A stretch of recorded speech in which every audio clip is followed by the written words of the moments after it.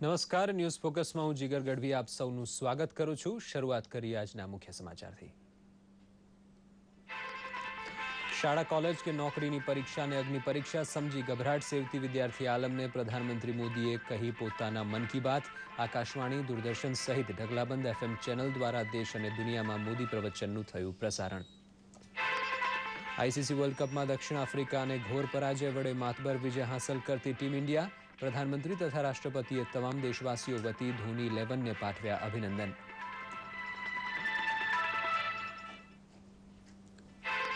સંસદનું બજેટ સત્ર શાંતિપૂર્વક ચાલે તેવી અપેક્ષા રજૂ કરવા મોદી સરકારે બોલાવી સર્વપક્ષ બેઠક.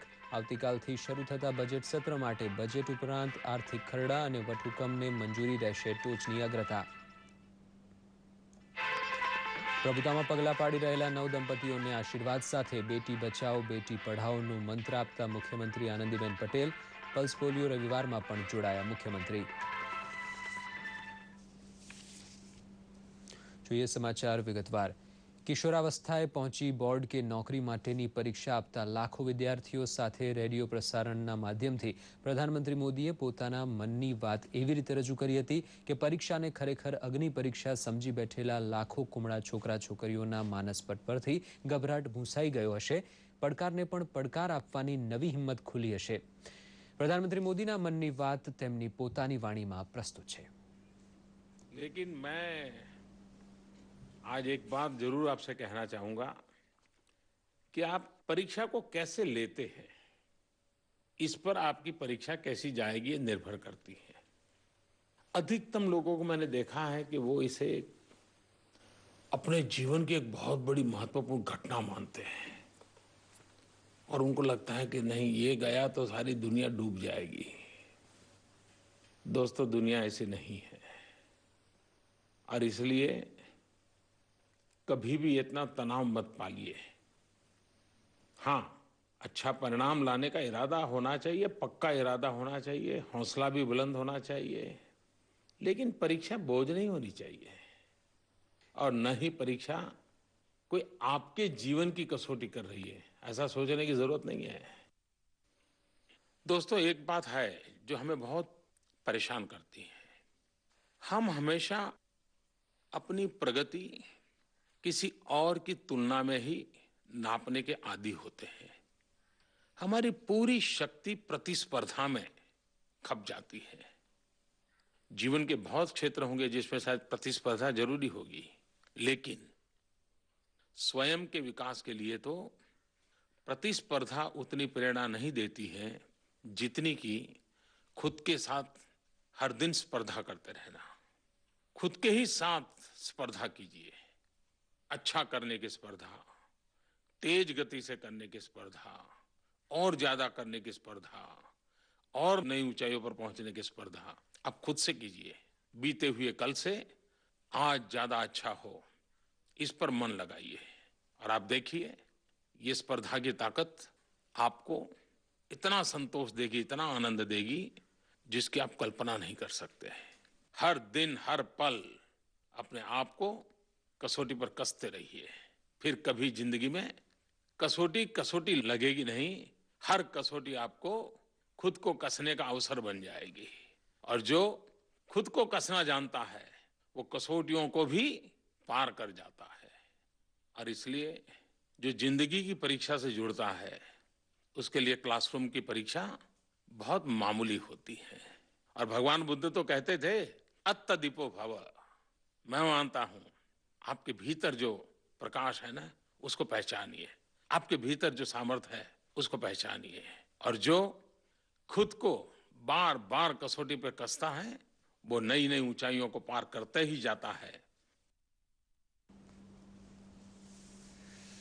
પ્રધાનમંત્રી મોદી અને રાષ્ટ્રપતિ પ્રણવ મુખર્જીએ ભારતીય ક્રિકેટ ટીમને દક્ષિણ આફ્રિકા સામેના ઐતિહાસિક વિજય બદલ ટ્વીટ કરીને અભિનંદન પાઠવ્યા છે.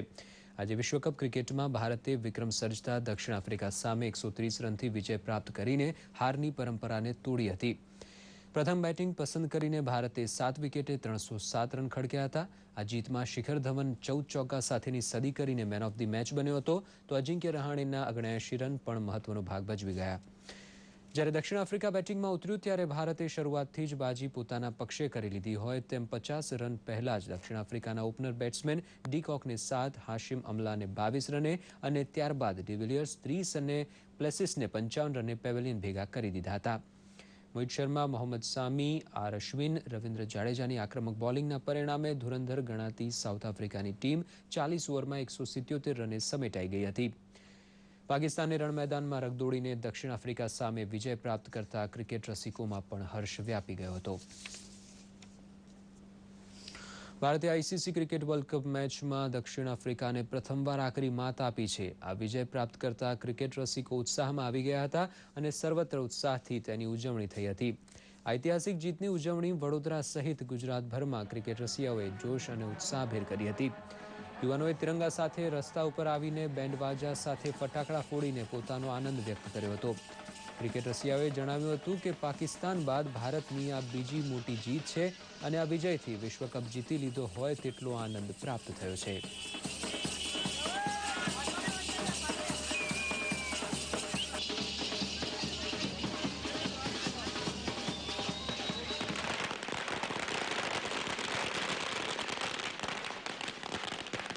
વર્લ્ડ કપ જીતી જ ગયા હતા. જ્યારે અઠવાડિયા પહેલા પાકિસ્તાન સામે અમે મેચ જીત્યા હતા ત્યારે જ અમે ઇન્ડિયા વર્લ્ડ કપ જીતી ગઈ હતી અને આજે ફરી અમારી જીત થઈ છે. એના કારણે અમે એટલા બધા ઉત્સાહિત થઈ ગયા છે અને અમને એવું જ લાગે છે કે અમે ખરેખર વર્લ્ડ કપ જીતી ગયા છે અને એની ખુશીમાં આજે વ્યક્ત અહીંયા કર્યું છે ફટાકડા ફોડીને. સંસદના સોમવારે શરૂ થતા બજેટ સત્ર માટે સંસદીય બાબતોના મંત્રી વેંકૈયા નાયડુએ સર્વપક્ષ બેઠક બોલાવી આખું સત્ર શાંતિપૂર્વક ચલાવવા માટે અગ્રણી રાજકીય પક્ષોનો સહકાર માંગ્યો હતો. તેમણે અપેક્ષા રજૂ કરી હતી કે રેલવે તથા સામાન્ય બજેટ ઉપરાંત વટહુકમને મંજૂરી સરકારની અગ્રતા હોવાથી વિપક્ષ તેમાં સહકાર આપશે. આ કારણોસર તેમણે સર્વપક્ષ બેઠક પહેલા કોંગ્રેસ પ્રમુખ સોનિયા ગાંધી સાથે પણ મુલાકાત યોજી હતી. સંસદના બજેટ સત્રનું રાષ્ટ્રપતિ પ્રણવ મુખર્જીના બંને ગૃહને સંયુક્ત સંબોધન સાથે આવતીકાલે પ્રારંભ થશે. રેલવે અંદાજપત્ર 26મીએ તો આર્થિક સમીક્ષા 27મી ફેબ્રુઆરીએ રજૂ થશે, જ્યારે મોદી સરકારનું પહેલું પૂર્ણ બજેટ 28મી ફેબ્રુઆરીએ પેશ થશે. બજેટ સત્રમાં બજેટ ઉપરાંત ઘણા બધા દૂરોગામી આર્થિક અસર ધરાવતા ખરડા પસાર કરાવવા મોદી સરકારે કમર કસી છે. ત્યારે બજેટ સત્રના એજન્ડા ઉપર નાખીએ એક નજર. 2 તબક્કામાં મળનારું બજેટ સત્ર 23 ફેબ્રુઆરીએ શરૂ થશે અને 8 મેના રોજ સંપન્ન થશે. સંસદના પ્રથમ ચરણની બેઠક 23 ફેબ્રુઆરીથી 20 માર્ચ સુધી અને બીજા ચરણની બેઠક 20 એપ્રિલથી 8 મે સુધી મળશે. અર્થાત બજેટ સત્રના કુલ 35 કાર્યદિવસ રહેશે. રાષ્ટ્રપતિ પ્રણવ મુખર્જી દ્વારા સંસદના બંને ગૃહોને સંયુક્ત સંબોધન સાથે બજેટ સત્રનો આરંભ થશે. બજેટ સત્રની સરકારી કાર્યસૂચિમાં નાણાકીય, વિધાયકી અને બિનવિધાયકી એવા 44 વિષયોનો સમાવેશ થાય છે. સરકાર 26 ફેબ્રુઆરીએ રેલવે બજેટ, 27 ફેબ્રુઆરીએ આર્થિક સર્વેક્ષણ અને 28 ફેબ્રુઆરીએ સામાન્ય અંદાજપત્ર રજૂ કરશે. વિધાયકી કાર્યસૂચિમાં 7 નવા વિધેયક રજૂ કરીને તેને પસાર કરાવવાની કામગીરીનો સમાવેશ થાય છે. તેમાં નાણાકીય વિધેયક 2015-2016, જાહેર કરેલા 6 વટહુકમના સ્થાને વિધેયક રજૂ કરીને પસાર કરવાની કામગીરીનો સમાવેશ થાય છે. સરકાર આ ઉપરાંત લોકસભામાં ભૂતકાળમાં પડતર રહેલા 3 અને રાજ્યસભામાં પડતર રહેલા 7 વિધેયક પર ચર્ચા કરાવીને પસાર કરવાની પણ નેમ ધરાવે છે. બજેટ સત્ર દરમિયાન જ 10 નવા વિધેયક પણ રજૂ થશે. લોકસભામાં પડતર રહેલા વિધેયકોમાં જીએસટી અમલી બનાવવા સંબંધી બંધારણીય 122માં સુધારા વિધેયક 2014નો પણ સમાવેશ થાય છે. રાજ્યસભામાં પડતર વિધેયકોમાં કંપની સુધારા વિધેયક 2014નો સમાવેશ થાય છે. સંસદમાં રજૂ થનારા નવા વિધેયક રાષ્ટ્રીય સહકારી વિકાસ નિગમ, આંધ્રપ્રદેશ પુનઃગઠન, જન્મ અને મૃત્યુદર નોંધણી, વિસલબ્લોઅર સુરક્ષા અને અનુસૂચિત જાતિઓની ઓળખ વિષયક છે. બિનવૈધાનિક કાર્યસૂચિમાં રાષ્ટ્રપતિના અભિભાષણ સામેના આભાર પ્રસ્તાવ પર ચર્ચાનો સમાવેશ થાય છે. આગામી બજેટ સત્ર વર્તમાન એનડીએ સરકાર દ્વારા રજૂ થનારા પ્રથમ પૂર્ણ કક્ષાના બજેટનું સાક્ષી બની રહેશે. આશા સેવાઈ રહી છે કે બજેટ સત્ર સરકારની નક્કર આર્થિક નીતિઓને મજબૂતી આપનારું પણ બની રહેશે. દૂરદર્શન સમાચાર, અમદાવાદ. બજેટની મોસમ એટલે અપેક્ષાના દિવસો. બધા વર્ગની અલગ અલગ અપેક્ષા સંતોષવી નાણામંત્રી માટે અઘરી તો ઠીક, મુશ્કેલ પણ હોય છે. બજેટ પ્રત્યે જનતાની અપેક્ષા રજૂ કરતી સિરીઝમાં આજે પ્રસ્તુત છે એસોચેમ ગુજરાતના પ્રેસિડેન્ટ ભાગ્યેશ સોનેજી સાથે થયેલી વાતચીત. हमारे साथ हैं एसोचैम के पश्चिमी क्षेत्र के चेयरपर्सन भाग्येश सोनी जी. उनसे बात करते हैं कि बजट को लेकर उनकी क्या एक्सपेक्टेशन है, वो क्या चाहते हैं बजट से.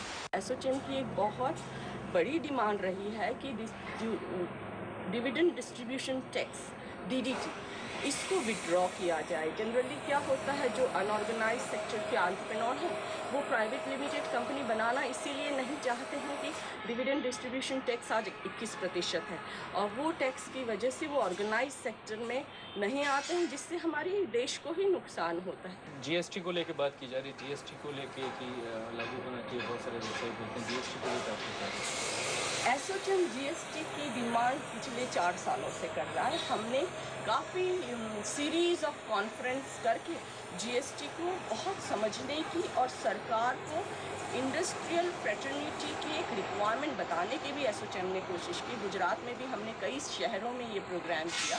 अगर जीएसटी लागू हो जाती है तो भारत की जीडीपी 1.5 से 2% बढ़ती है। और वीमेन एंटरप्रेन्योर्स के लिए आप क्या चाहेंगे, अलग से कुछ चाहेंगे? आप भी एक वीमेन एंटरप्रेन्योर हैं, वीमेन एंटरप्रेन्योर्स के लिए क्या चाहेंगे इस प्रोजेक्ट में? देखिए, वीमेन को भारत की करीबन 49% पॉपुलेशन महिलाएं हैं, हम इग्नोर नहीं कर सकते। मेरे हिसाब से एवेन्यू सेम होते हैं, वीमेन को भी उतनी ही फाइट करनी पड़ती है जितनी मेन को करनी पड़ती है, बिकॉज एंटरप्रेन्योर में महिला या पुरुष नहीं होता है। पर अगर महिलाओं को आपको बाहर निकालना है, महिलाओं को व्यवसायी बनाना है, तो महिलाओं के लिए कौशल वर्धन सेंटर्स बनाने होंगे जो सिर्फ महिलाओं के लिए रहें। उस कौशल वर्धन सेंटर्स में महिलाओं को ट्रेनिंग दी जाए और उससे वो प्लम्बर भी बन सकती हैं। एक छोटे छोटे व्यवसाय, मैं रूरल क्षेत्र की भी बात करती हूँ, वहाँ क्यों महिलाएं नहीं हो सकती? वो कौशल वर्धन क्षेत्र, that is one. Incubation centres महिलाओं के लिए बनाए जाए। एक स्टार्टअप करने के लिए या किसी बिजनेस को चलाने के लिए एक लाइसेंस राज की बात की जाती है, अभी भी बहुत लाइसेंस की ज़रूरत पड़ती है भारत में। उसको लेकर आप क्या चाहेंगे कि इस प्रक्रिया को आसान किया जाए? आज अगर हमें भारत में एक व्यवसाय खोलना हो तो करीबन 54 ऑफिसेस से लाइसेंस लेनी पड़ती है। उसको अगर सिंगल विंडो सिस्टम किया जाए और उसको डिजिटलाइजेशन, डिजिटल इंडिया की बात हो रही है, सबसे पहले इसको अगर ट्रांसपेरेंट किया जाए कि सब कुछ महिलाओं को उस कंप्यूटर में बैठे बैठे वो एक खुद ना कर पाए तो एक कंसल्टेंट के पास चली जाती हैं और वो कंसल्टेंट वहीं उसकी ऑफिस में बैठ के सारी रजिस्ट्रेशन उसे कर देता है। वैसे सिंगल विंडो सिस्टम अगर आ जाएगा तो सिर्फ महिलाओं का नहीं, पूरे भारत के व्यवसायियों के लिए वो बहुत ज़्यादा अच्छा होगा। પટણામાં રાજભવન ખાતે બિહારના રાજ્યપાલ કેસરીનાથ ત્રિપાઠીએ જદયુ ધારાસભ્યોએ તેમના નેતા તરીકે અગાઉ ચૂંટી કાઢેલા નીતિશ કુમારને મુખ્યમંત્રી પદના શપથ લેવડાવ્યા હતા. ઉપરાંત મુખ્યમંત્રી સાથોસાથ 22 ધારાસભ્યોને મંત્રી તરીકે શપથ લેવડાવવામાં આવતા નીતિશ સરકારનું કદ કેવડું હશે તેનો ખ્યાલ આવ્યો હતો.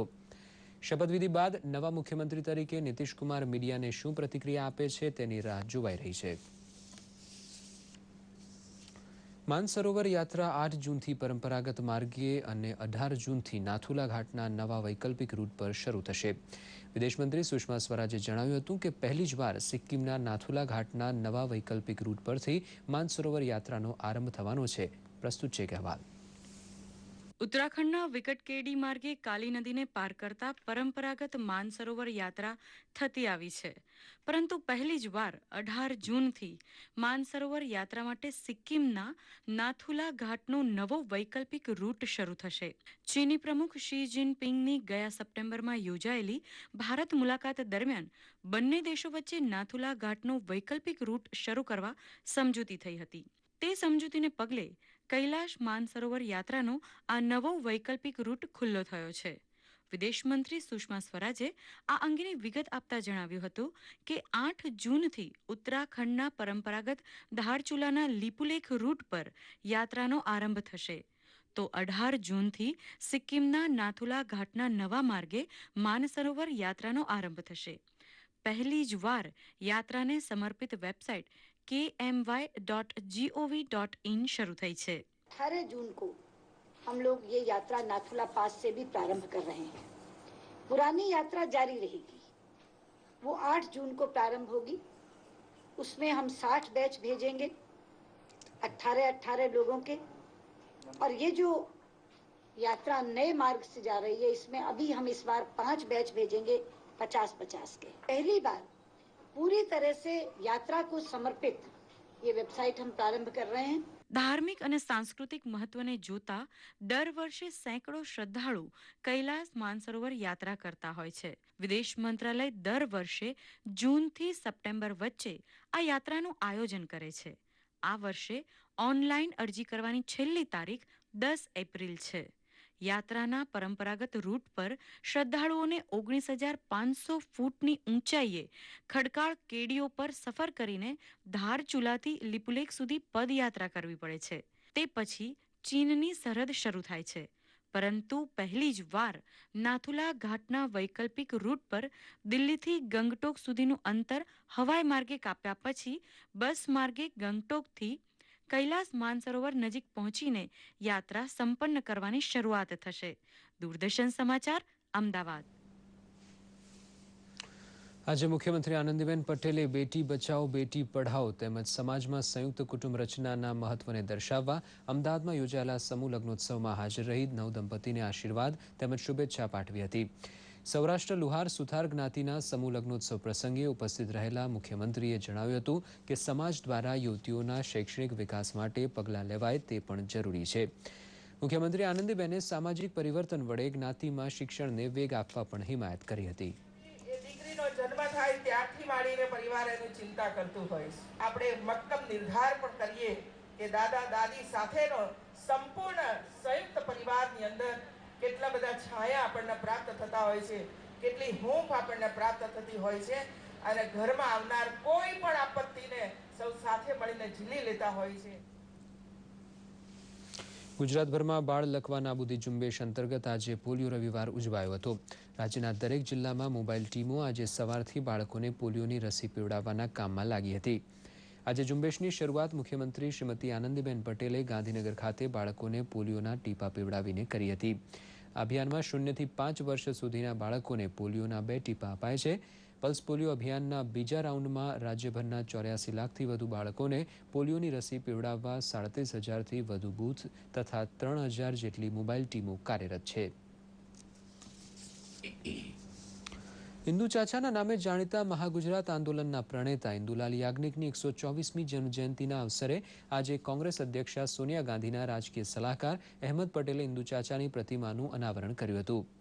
ઓએનજીસી પરિસર ખાતે 9 ફૂટ ઊંચી કાંસ્ય પ્રતિમાના અનાવરણ પ્રસંગે સનત મહેતા, અર્જુન મોઢવાડિયા, જગદીશ ઠાકોર, રઘુવીર ચૌધરી તેમજ પ્રકાશ નશા સહિતના અગ્રણીઓ હાજર રહ્યા હતા.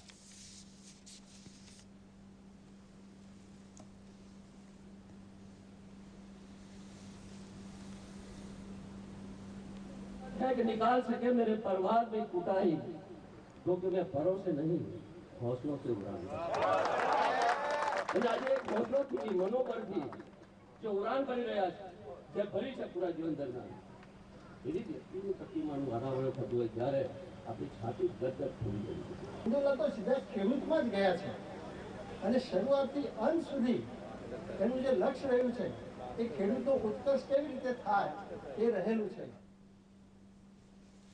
જૂનાગઢ ખાતે ગુજરાત સરકાર દ્વારા આજે 8મી રાષ્ટ્રીય ગિરનાર આરોહણ સ્પર્ધા 10 રાજ્યોના 500 ભાઈઓ અને 126 બહેનો મળી કુલ 643 સ્પર્ધકો આ દિલ ધડક સ્પર્ધામાં ભાગ લઈ ગિરનાર પર્વત સર કર્યો હતો.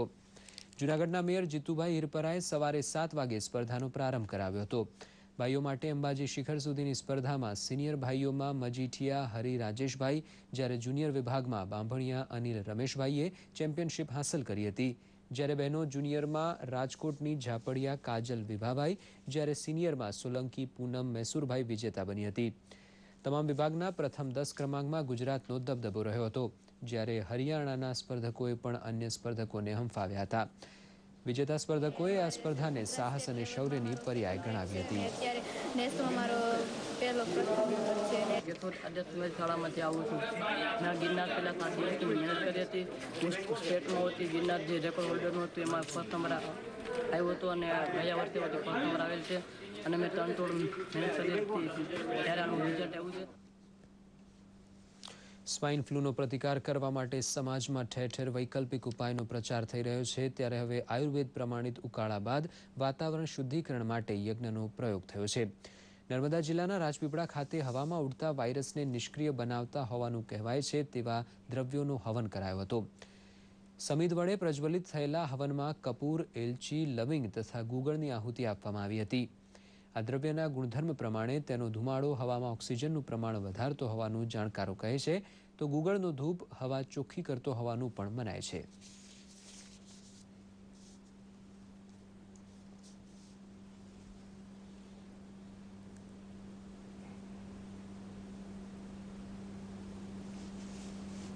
કપૂર, એલાયચી, લવિંગ, ગુગળ અને એ બધાનું માત્રા પ્રમાણે અને એને ભૂકો કરીને આ આહુતિમાં મિક્સ કરવામાં આવ્યું છે અને એનાથી જ્યારે નીકળતો ધુઓ એ યજ્ઞને પ્રદૂષણ મુક્ત કરે છે.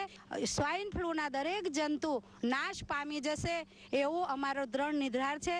સ્વાઇન ફ્લૂના બેક્ટેરિયા સામે રક્ષણ મળે એ હેતુથી જ આ યજ્ઞ કરે. ડાયમંડ સિટીથી નવાજવામાં આવેલા સુરત શહેરમાં આજે સાચા હીરાની સાથે સિન્થેટિક ડાયમંડની ભેળસેળનો કિસ્સો સામે આવતા સમગ્ર હીરા બજારમાં ખળભળાટ મચી જવા પામ્યો હતો. સુરતના ચોકસી બજારમાં હીરા દલાલે 2 યુવાન વેપારીઓને આ સિન્થેટિક હીરા પધરાવ્યા હોવાનું કહેવાય છે. 40,000ની કિંમતના હીરા માત્ર 21,000માં મળતા હોવાથી આ વેપારીઓને શંકા જતા તેમણે હીરાની ચકાસણી કરી હતી. જાગૃત વેપારીઓની સતર્કતા અને ચકાસણીને પરિણામે સિન્થેટિક હીરાની ભેળસેળની હકીકત બહાર આવી હતી. સુરતના પ્રતિષ્ઠિત હીરા બજારની આંતરરાષ્ટ્રીય સ્તરે પણ નામના છે. હીરા બજારની ચમકને ઝાંખી પાડતા આવા ઠગથી સાવચેત રહેવા અંગે ડાયમંડ એસોસિએશનના પ્રમુખ દિનેશ નાવડિયાએ જણાવ્યું હતું કે આ ડાઉટ લાગે છે મને સિન્થેટિક છે કે નથી. એમને ચેક કર્યું અને ખરેખર સિન્થેટિક હતું. કાચું લીધું એની અંદર આવેલા છે. મને તો ખ્યાલ નહોતો કે આ સિન્થેટિક છે કે શું છે. અત્યારે તો ગંભીર જ કહેવાય ને, જે તૈયાર હારે સિન્થેટિક ડાયમંડ જે ડુપ્લિકેટ માર્કેટમાં આવી ગયું છે એના હિસાબે માર્કેટ ભાંગ્યું છે, તૂટ્યું છે. આજે પ્રેક્ટિકલી આપણને જાણવા મળ્યું કે નહીં, લોચુમક સાથે પણ હીરા ચોટે છે. આ વાત ખોટી નથી. એટલે પ્રાથમિક રીતે દ્રષ્ટિએ જોઈએ તો લોકોમાં એક અવેરનેસ આવશે. જે જાગૃતિ બતાવી છે બજારના લોકોએ, એના કારણે એક બજારના લોકોએ પણ વિચારતા થયા છે કે આ ખોટું થઈ રહ્યું છે અને ક્યાંકથી અટકાવવું જોઈએ. તમામ લોકોના મનમાં અત્યારે એક જ વાત છે કે આ વસ્તુ અટકે ક્યાં. આ બાબતને ધ્યાનમાં રાખી ત્યારે જ આ મેટર અમારી સુધી અહીંયા પહોંચી છે એવું હું માનું છું. અને આ નેગેટિવ બાબત નથી, ખૂબ જ પોઝિટિવ બાબત છે. યુવાનોમાં શારીરિક તંદુરસ્તી પ્રત્યે જાગૃતતા આવે તે હેતુસર આજે અમદાવાદમાં સૌરાષ્ટ્ર કેળવણી મંડળ દ્વારા આયોજિત રમતોત્સવ 2015ની શરૂઆત ધારાસભ્ય વલ્લભભાઈ કથિરિયા દ્વારા ધ્વજારોહણ કરીને કરાવવામાં આવી હતી. આ રમતોત્સવમાં 620 જેટલા વિદ્યાર્થીઓએ કબડ્ડી, વોલીબોલ, દોડ જેવી વિવિધ 19 રમતોમાં ભાગ લીધો હતો. આ સ્પર્ધામાં વિજેતા બનેલા સ્પર્ધકોને ટ્રોફી તેમજ મેડલથી સન્માનિત કરવામાં આવ્યા હતા. રમતોત્સવમાં ઔડાના ચેરમેન ભૂપેન્દ્રભાઈ પટેલ તેમજ ટ્રાફિક કમિશનર હરિકૃષ્ણ પટેલ પણ ઉપસ્થિત રહ્યા હતા. આ રમતોત્સવ અંગે સૌરાષ્ટ્ર પટેલ કેળવણી મંડળના પ્રમુખ હિંમતભાઈ કસવાડાએ જણાવ્યું હતું કે સ્વાઇન ફ્લૂ જેવા રોગ સામે આંતરિક ઉર્જાથી સ્વસ્થ રહી શકાય છે, તે હેતુસર જ આવું આયોજન કરાયું છે. 15 દિવસથી સતત મહેનતના અંતે આ જબરજસ્ત રમતોત્સવ અમે અહીંયા કરી શક્યા. 1000 બોયઝ અને 800 ગર્લ્સમાંથી લગભગ 600 દીકરા દીકરીઓ અહીંયા ભાગ લીધો. 14 જાતની વિવિધ જાતની રમતો અમે અહીંયા રમાડી. 200 મીટરની દોડ, 400ની, 800ની, 1600ની, ખોખો, કબડ્ડી, વોલીબોલ, રસ્સા ખેંચ એવી વિવિધ જાતની 14 જાતની ગેમો અહીંયા રસભર રીતે અમે રમાડી. ગુજરાતના જાણીતા હાસ્ય કલાકાર તેમજ આકાશવાણી રાજકોટના નાટ્ય નિર્માતા સ્વર્ગસ્થ હસમુખ કિકાણીની યાદમાં આજે રાજકોટમાં કલ્યાણ સોસાયટી માર્ગનું સ્વર્ગસ્થ હસમુખ કિકાણી માર્ગ નામાવિધાન કરવામાં આવ્યું હતું. રાજકોટ મહાનગરપાલિકાના નીતિન ભારદ્વાજ સહિત સનત વ્યાસ, ગીજુભાઈ જોશી જેવા કલાકારોની હાજરીમાં આ નામાવિધાનનો કાર્યક્રમ યોજાયો હતો. આ નામાવિધાન દ્વારા રાજકોટ કોર્પોરેશને પોતાના શહેરના વ્યક્તિ વિશેષ પ્રતિ આભારની લાગણી પ્રગટ કરી હતી. સ્વર્ગસ્થ હસમુખ કિકાણીનું કલાકાર નાટ્ય નિર્માતા તરીકે વિશેષ પ્રદાન રહ્યું હતું. HMV કંપનીએ તેમની 28 ગ્રામોફોન રેકર્ડ બહાર પાડી હતી. સ્વર્ગસ્થ હસમુખ કિકાણીએ 1948માં આવેલી ગુજરાતી ફિલ્મ વારસદારમાં કરેલો અભિનય આજે પણ યાદગાર ગણાય છે. કોઈ નોંધ લેવામાં આવી નથી, પણ એ નગરપાલિકાએ આજે એમને નામનો રસ્તો કર્યો. અમને આ ઘરનો નાનો રસ્તો કરી આપ્યો છે, બહુ છે. વળી પાછી અહીંયા હું સાયકલ ફેરવીશ અને વળી પાછું એમને યાદ કરતો રહીશ. બજેટ એટલે લોકોની આશા આકાંક્ષા પૂરું કરવાની દીર્ઘામાં પ્રથમ કદમ. એનડીએ સરકારના પ્રથમ રેલવે બજેટ પર પણ આમ આદમી આશાભરી મીટ માંડીને બેઠો છે. પ્રધાનમંત્રી નરેન્દ્ર મોદીના નેતૃત્વ હેઠળની એનડીએ સરકાર 26 ફેબ્રુઆરીએ પોતાનું રેલવે બજેટ રજૂ કરવા જઈ રહી છે. રેલવે મુસાફરો બજેટ સામે આશાભરી મીટ માંડીને બેઠા છે. તો એમ લાગે છે સારું આવશે ને આ વખતે અમે જોયું કે 25% રેલવેની અંદર સુધારો આવેલો છે ને દરેક ખાવા પીવાની જે આપે છે આ લોકો રેલવેની અંદર એ બહુ સારી રીતે આપે છે એ અમે જોયું છે. આગામી રેલ બજેટ માટે મારે એટલું કહેવાનું છે કે સૌરાષ્ટ્રમાં નવી લાંબા રૂટની વધારે ગાડી કેન્દ્ર સરકાર તરફથી દોડાવવામાં આવે અને પબ્લિકના રેલ ભાડા વધારે ન કરે, એમાં વધારો ન કરે અને ગાડીની અંદર થોડીક સફાઈમાં વધારે ધ્યાન દે. બાકી રેલવે સ્ટેશનો પર તો ખૂબ સારી સફાઈ થાય છે. મારી અપેક્ષા એવી જ છે કે પહેલી વસ્તુ જે આપણે વેઇટિંગ લિસ્ટવાળી સિસ્ટમ છે તો એને વેઇટિંગ લિસ્ટ જે તમે છેલ્લી ઘડી સુધી લટકાઈ રાખો છો અને એને કંઈક કંટ્રોલમાં કરવાનો પ્રયત્ન કરો. એનો રીઝન એક જ છે કે ભાઈ જે લાંબા દૂરીની ગાડીઓ છે જેમ કે શતાબ્દી એક્સપ્રેસ છે કે રાજધાની એક્સપ્રેસ છે, જ્યારે અમારે એમાં ટ્રાવેલ કરવાનું હોય છેલ્લી ઘડી સુધી જો અમારું વેઇટિંગ ક્લિયર નથી થતું તો અમે જે બીજે કોઈ સાધન લઈને બી અમે અમારા ગંતવ્ય સુધી પહોંચવામાં તકલીફ થાય છે. એટલે વેઇટિંગ લિસ્ટવાળો એક પ્રોબ્લેમ છે, એક સોર્ટ આઉટ એ કરો. અને બીજો પ્રોબ્લેમ અમારો એ છે કે આપણે આ જે સુરક્ષા અધિકાર માટે લઈએ છીએ તો સુરક્ષા અધિકાર ઉપર જે તમે અમારી પાસે ભાડું વધારે લીધું છે તો સુરક્ષાનો બી થોડો કંઈ એનામાં ધ્યાન રાખો. પ્લેટફોર્મ ટિકિટ માટે સ્પેશિયલ અલગ વિન્ડો બનાવી છે. 10 મિનિટ સુધી વિન્ડો પર જઈને ઊભા રહ્યા પ્લેટફોર્મ ટિકિટની રાહ જોતા તો સ્ટાફ ગાયબ છે કે જે કે બાથરૂમ કરવા ગયા છે. તો આવી રીતે ચાલુ ડ્યુટી પર બાથરૂમ કરવા જતા રહે અને प्लेटफॉर्म टिकट માટે તમારે રાહ જોતા ઊભા રહેવું પડે 10 મિનિટ. એનો કોઈ मतलब नहीं ना. इस साल रेलवे बजट आने वाला है तो मैं एक्सपेक्ट कर रही हूँ, as a woman point of view मैं एक्सपेक्ट करती हूँ कि वुमन की एक सेफ्टी और ज़्यादा बढ़े. तो इसलिए कोई रेलवे पुलिस की ऐसी अरेंजमेंट होनी चाहिए और वुमन की सेफ्टी इस तरह से रखनी चाहिए कि हर माँ बाप अपनी बच्चियों को बिना टेंशन रेलवे में सफ़र करने दे विदाउट टेंशन. સુરેન્દ્રનગર ખાતે આંતરરાષ્ટ્રીય ખ્યાતિ પ્રાપ્ત લોક સાહિત્યકાર બાબુ રાણપરાની સ્મૃતિમાં સાહિત્ય ઉપાસકોને એવોર્ડ અર્પણ કરવાનો કાર્યક્રમ યોજાઈ ગયો. દયાળુ તરીકે ઓળખાતા બાબુ રાણપરાની યાદગીરી જીવંત રાખવા માટે શરૂ થયેલા એવોર્ડ વડે બીજા વર્ષે જાણીતા સંશોધક, વિદ્વાન અને ભજનીક એવા ડોક્ટર નિરંજન રાજગુરુનું સન્માન કરવામાં આવ્યું હતું. બાબુ રાણપરાના ઝાલાવાડમાં પથરાયેલા નામી અનામી ચાહકો ઉપરાંત બાબુ મેઘજી શાહ, ડોક્ટર મોતીભાઈ પટેલ, વિનુબેન શાહ સહિતના સાહિત્ય પ્રેમીઓ રાણપરા સ્મૃતિવંદના પ્રસંગે હાજર રહ્યા હતા. કળા, સાહિત્ય અને શિક્ષણ માટે ઉદાર યોગદાન આપનાર આસિફ ઝવેરી તથા ગોવિંદભાઈ ડોડિયાનું પણ આ પ્રસંગે સન્માન કરાયું હતું. કોલકાતા ખાતે પશ્ચિમ બંગાળના મુખ્યમંત્રી મમતા બેનર્જીના અંગત સહયોગી એવા શિવાજી પાંજાની પોલીસે મોડી રાત્રે ધરપકડ કરતા ચકચાર મચી છે. નાણાકીય ગોટાળામાં દિલ્હી પોલીસે શિવાજી પાંજા માટે લુકઆઉટ નોટિસ બહાર પાડી દેશભરમાં હવાઈ મથકોને મોકલી હતી, જેના પ્રતાપે આ ધરપકડ સંભવ બની હતી. બાંગ્લાદેશના પ્રવાસેથી મુખ્યમંત્રી મમતા બેનર્જી અને તેમનો કાફલો ગઈ રાત્રે નેતાજી સુભાષચંદ્ર બોઝ હવાઈ મથકે પાછો ફર્યો ત્યારે તેમાં સામેલ શિવાજી પાંજાને ઇમિગ્રેશન ડિપાર્ટમેન્ટે ઝડપી લીધો હતો. બરાકપુર અદાલત સમક્ષ આજે પોલીસ શ્રી પાંજાને રજૂ કરવાની છે.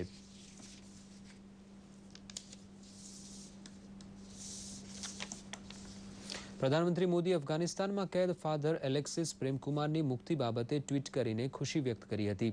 ઉલ્લેખનીય છે કે ફાધર એલેક્સિસ પ્રેમકુમાર છેલ્લા 8 મહિનાથી અફઘાનિસ્તાનમાં બાનમાં હતા. પ્રધાનમંત્રીએ તેમના પરિવારને આશ્વાસન આપેલું કે તેઓ ફાધર એલેક્સિસને સુરક્ષિત રીતે જરૂર મુક્ત કરાવશે. અને અંતમાં મુખ્ય સમાચાર ફરી એકવાર. શાળા, કોલેજ કે નોકરીની પરીક્ષાને અગ્નિ પરીક્ષા સમજી ગભરાટ સેવતી વિદ્યાર્થી આલમને પ્રધાનમંત્રી મોદીએ કહી પોતાના મન કી બાત. આકાશવાણી, દૂરદર્શન સહિત ઢગલાબંધ FM ચેનલ દ્વારા દેશ અને દુનિયામાં મોદી પ્રવચનનું થયું પ્રસારણ. ICC વર્લ્ડ કપમાં દક્ષિણ આફ્રિકાને ઘોર પરાજય વડે માતબર વિજય હાંસલ કરતી ટીમ ઇન્ડિયા. પ્રધાનમંત્રી તથા રાષ્ટ્રપતિએ તમામ દેશવાસીઓ વતી ધોની 11ને પાઠવ્યા અભિનંદન. સંસદનું બજેટ સત્ર શાંતિપૂર્વક ચાલે તેવી અપેક્ષા રજૂ કરવા મોદી સરકારે બોલાવી સર્વપક્ષ બેઠક. આવતીકાલથી શરૂ થતા બજેટ સત્ર માટે બજેટ ઉપરાંત આર્થિક ખરડા અને વટહુકમને મંજૂરી રહેશે ટોચની અગ્રતા. પ્રભુતામાં પગલાં પાડી રહેલા નવદંપતીઓને આશીર્વાદ સાથે બેટી બચાવો બેટી પઢાઓનો મંત્ર આપતા મુખ્યમંત્રી આનંદીબેન પટેલ. પલ્સ પોલિયો રવિવારમાં પણ જોડાયા મુખ્યમંત્રી. તો આ સાથે જ ન્યૂઝ ફોકસ કાર્યક્રમ અહીં સમાપ્ત થાય છે. નમસ્કાર.